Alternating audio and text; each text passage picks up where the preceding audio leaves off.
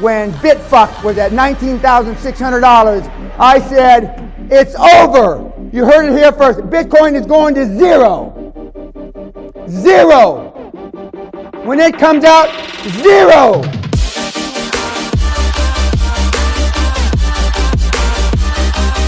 Headshot.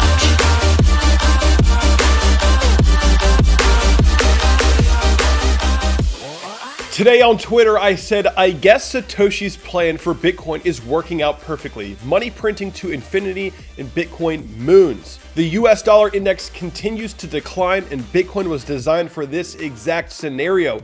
And what we can see today is that Bitcoin has smashed the 12K resistance and is actually testing prices just below 13,000 already. And looking at the US dollar index, we can see that we are starting to lose support here and starting to push to the downside, and Bitcoin's inverse correlation is playing out perfectly. So we're going to be talking about all of this and more in today's video.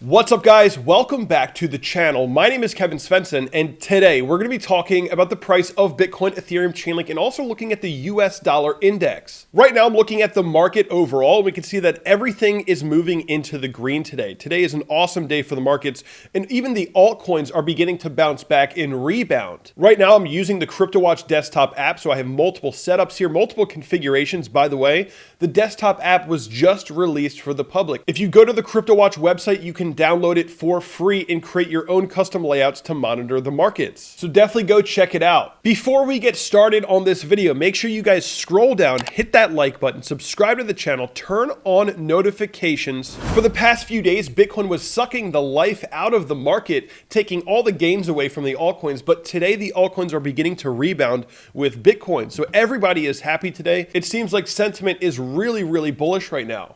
And what I find pretty exciting is that even though Bitcoin is absolutely mooning right now, testing prices just below 13K, it seems like the Google searches for Bitcoin have not moved almost at all. There has been no major increase for Google searches for Bitcoin, which is actually good news because that means that retail has not actually stepped in and the real FOMO has not even begun yet. Now, one of the reasons why Bitcoin is performing so well right now is because the US dollar index is continuing its decline. And we can see that in March, when the global pandemic took place, cash was king, Bitcoin dumped along with the stock market. And once the US dollar index began losing steam here, we saw a very strong inverse correlation between Bitcoin and the US dollar. And if we take a closer look at the US dollar index, we can see that we just lost support here and we're starting to continue down. And Bitcoin is benefiting tremendously from this. Once again, Satoshi designed Bitcoin for this exact scenario. Bitcoin was designed to be a hedge against the devaluation of fiat currencies. Taking a look at Bitcoin on the weekly chart, what we can see is that Bitcoin has begun breaking out above this major resistance level, which was not only resistance in February 2018, it was also resistance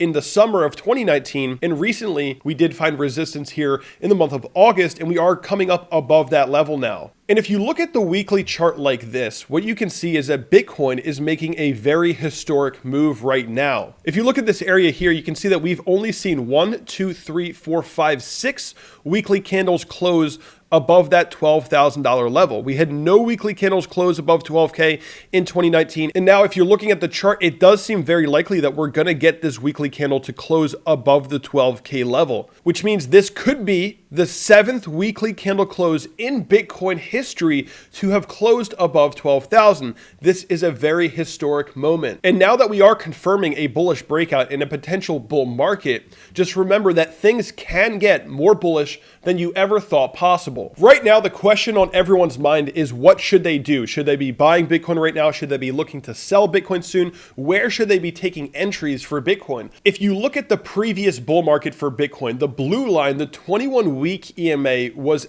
an absolute magical indicator for support. It was the area that you wanted to enter Bitcoin. It was the prime entry for Bitcoin all along the 21-week EMA for the entire bull market. And this moving average will very likely play a significant role in the next major uptrend. So instead of FOMOing at the top, you could look to buy along the 21-week EMA. I'm giving you guys a little bit of FOMO medicine right here. So if you take a look at where Bitcoin is, we are coming up on this major resistance from 2019 at 13.8K, almost 13.9K. And this could potentially be where Bitcoin is looking to target. We discussed this in my live stream last night, that if we continue up above 12.5K, then very likely we would range to at least 13.2, if not 13.8 to 13.9K. And if we do end up finding resistance along that level, the area of entry that you're looking for is actually back down at the 21-week EMA. So it is totally possible that Bitcoin may look to range back down to 12K once again at a later date, maybe towards the end of the year. So far, since the end of April, we've closed every single weekly candle above the 21-week EMA, and we held it as support here at the end of August going into September. So I do think that, moving forward, the 21-week EMA would very likely be the prime area of entry for the next major run-up. If Bitcoin is truly entering into another major uptrend, then the buy the dip scenario, the buy the dip strategy will likely work out very well, and you're going to be looking to buy along that 21-week EMA. So I'm just giving you guys a warning that even if Bitcoin does run up to 13, 14K, there is a chance that we could come back to test closer to 12K along the 21-week EMA. It's totally possible. But of course, we're going to have to see how this plays out. We're going to have to see what happens as Bitcoin hits some of these resistance levels. Right now, if you're looking back at 2017, 2018, there's not really all that much resistance here until maybe 13.2 to 13.8K. So there is still room to move up, believe it or not. We'll see how things play out. What I like to see right now is that Ethereum is starting to get some support. Altcoins are starting to get some support. And this is pretty routine action in the crypto market. When Bitcoin has major moves up, altcoins sell off, altcoins suffer for a short period of time, but that's usually a good entry point for altcoins before the next major bounce in the altcoin market. And we are starting to see that Ethereum has bullishly engulfed on the daily chart, and it's starting to create a slightly higher high, moving up above that 395 level. And if you're looking at the weekly chart, things are looking quite bullish for Ethereum here. We're also holding the 21-week EMA as support here. And it's possible that, whenever Bitcoin finds resistance, whether we find it sooner or later, whenever Bitcoin starts to consolidate and trade sideways, Ethereum might see a pump back up to, maybe 450 as Bitcoin is consolidating. Buying Ethereum now could be a good idea potentially, but the next major area of entry, the next prime opportunity would be when we come back to retest the 21-week EMA. Of course, who knows when that will be or what it's going to look like. But in my opinion, using that 21-week EMA for your entry points would very likely be a powerful move in the end. Now for Chainlink, things are a little bit different. Chainlink was using the 21-day EMA as support on the way up, and it was using the 21-day EMA as resistance on the way down. And Chainlink just hit a bit of a neutral point where we lost the 21-day EMA. We were actually attempting to hold it as support. It was previous resistance. That was your previous sell indicator. Chainlink was holding it as support. And once Bitcoin mooned, the altcoins saw that dump. And now we've reclaimed above the 21-day EMA here, which is a good sign for Chainlink. And what we need to see at this point for Chainlink is that we actually, get confirmation that we are reclaiming the 21-day EMA, that we're starting to hold this level. And if we can do that, then that's very likely an indication that we may end up running towards that $12.86 level. This is a previous major support level, in multiple areas, and also a major resistance zone. So this is definitely going to be that next major upside target for Chainlink. If we can get confirmation that we've reclaimed the 21-day EMA, very likely we're going to be looking to target about $12.85 or so. So for Chainlink, that is the next upside target. And it's becoming more and more likely that this is what's going to take place here. And in my live stream last night, we were discussing end of year price targets.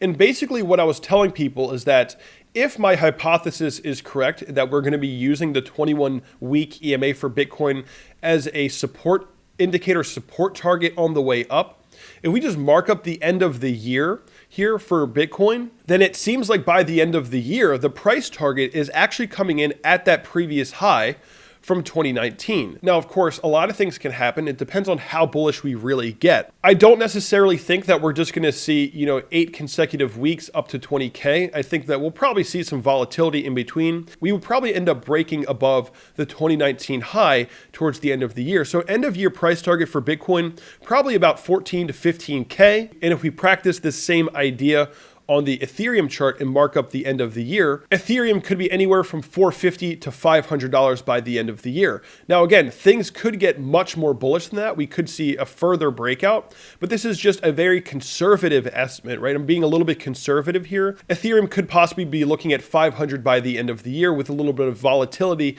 in between. And for Chainlink, I think it's much more difficult to actually pinpoint how this trend is going to play out because things have been extremely volatile for Chainlink.